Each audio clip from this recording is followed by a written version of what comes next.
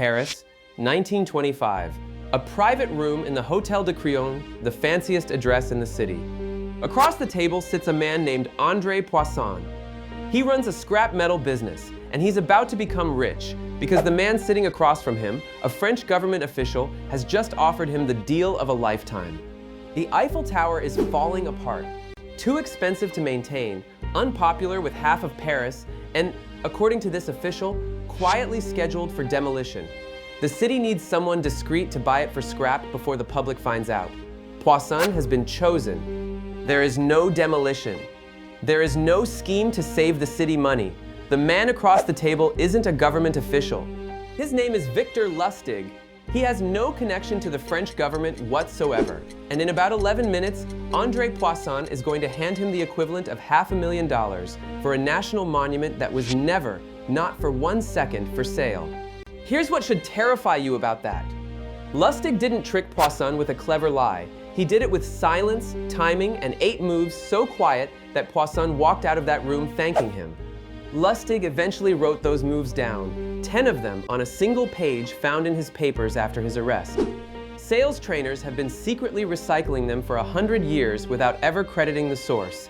I pulled 8 of the sharpest ones, cross-checked them against the actual psychological research behind them, and I'm giving you all 8, with the real story behind each.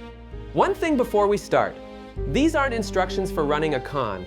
They're the mechanics behind trust itself, which means by the end of this video, you won't just be able to use them, you'll also know exactly when someone's using them on you.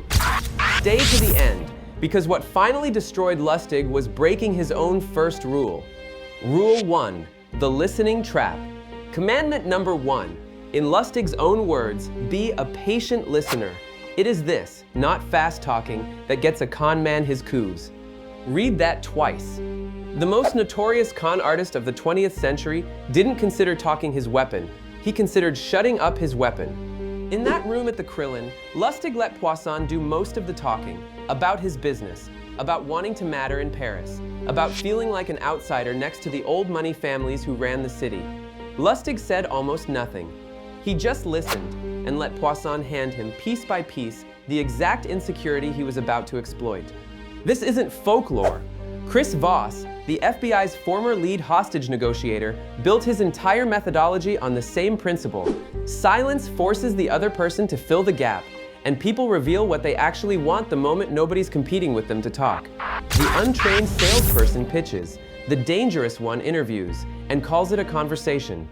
Rule 2, never look bored. Commandment 2, never look bored. Simple, almost too simple to matter, except think about the last time someone's eyes drifted while you were talking, how instantly you felt it, and how fast you shut down. This isn't just folklore, either. Research on sales rapport has found that sustained gaze functions as a direct, measurable signal of attention between 2 people in a negotiation. Separate research on job interviews found that candidates who held meaningful eye contact were consistently rated as more credible, competent, and trustworthy, sometimes regardless of what they actually said. Attention is one of the hardest signals to fake convincingly for very long. You either mean it or you've trained yourself to look like you do. Lustig was extremely well trained. Poisson later told police that Lustig seemed fascinated by everything he said. Of course he did. He was about to take Poisson's life savings, and the least he could do was look interested while he did it. Rule 3, the mirror. Commandments 3 and 4. Let the other person reveal any political opinions, then agree with them.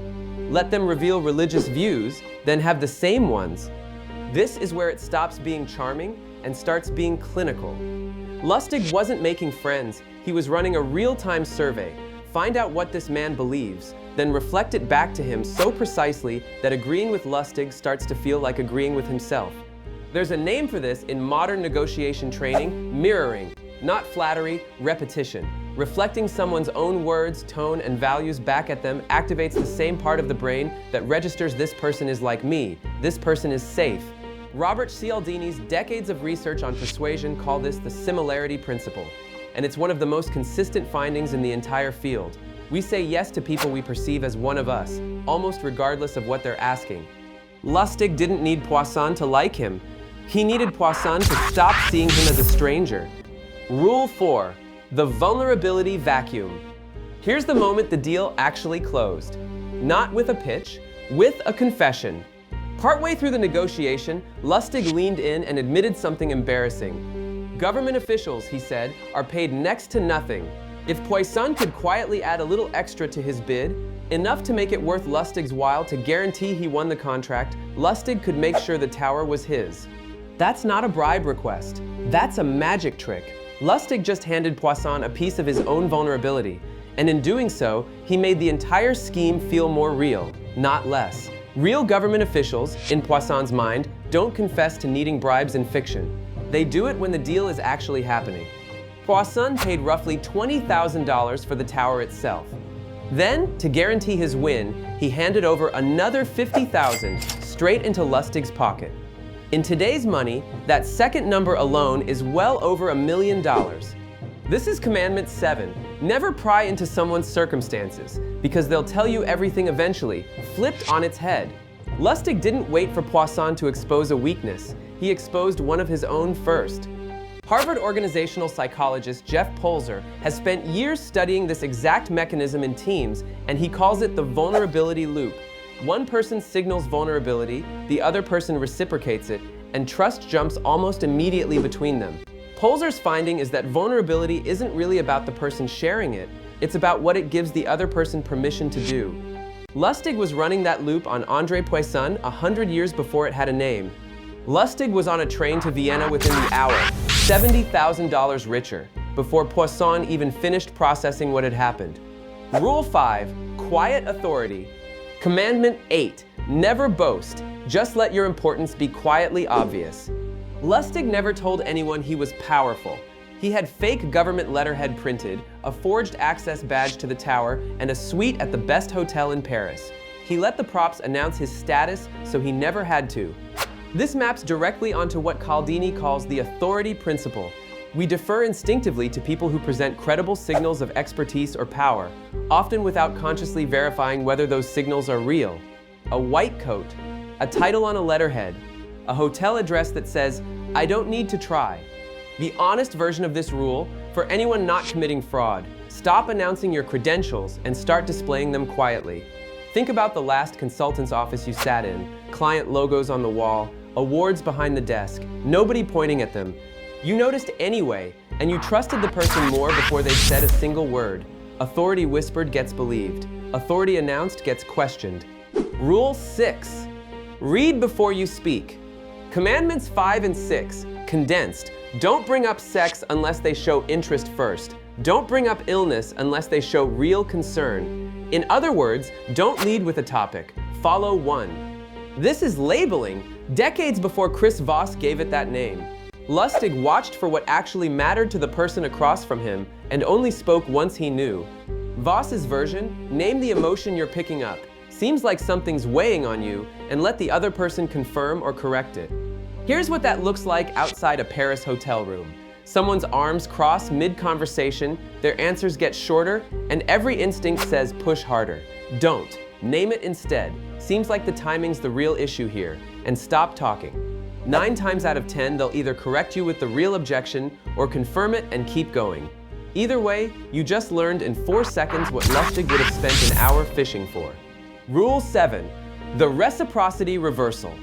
A few years later, in Chicago, Lustig tried something audacious even for him. He convinced Al Capone, the most dangerous man in America, to hand him $50,000 for a stock deal that didn't exist. Then he did something almost nobody would have the nerve to do. He gave it back.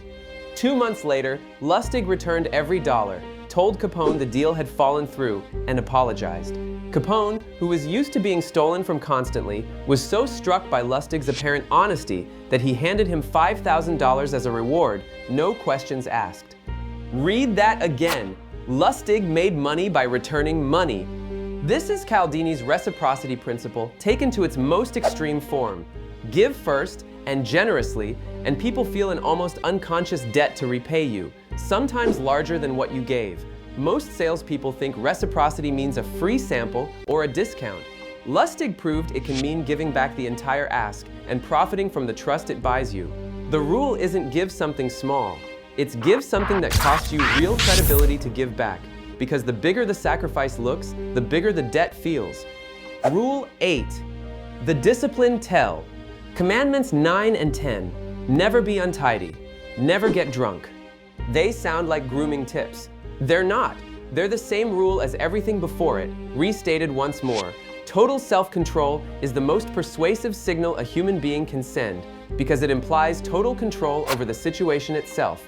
A person who looks composed, unhurried, and untouchable is a person other people trust to be telling the truth, even when they aren't. And this is the rule Lustig broke.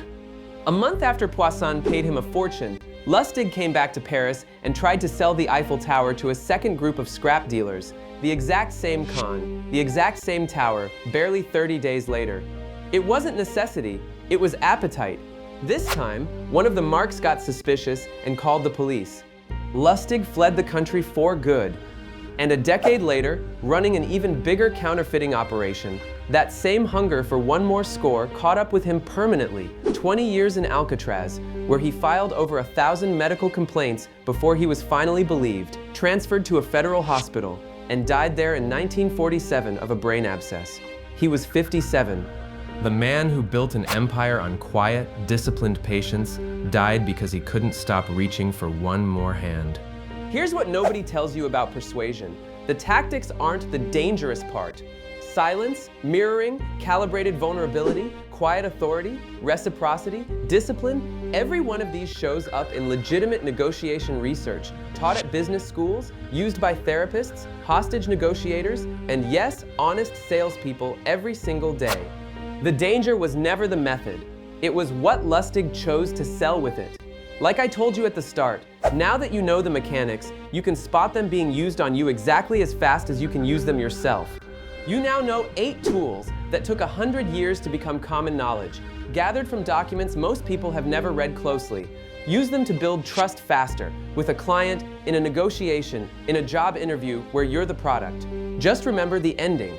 The tactics can build something real. Greed is what always tears it back down.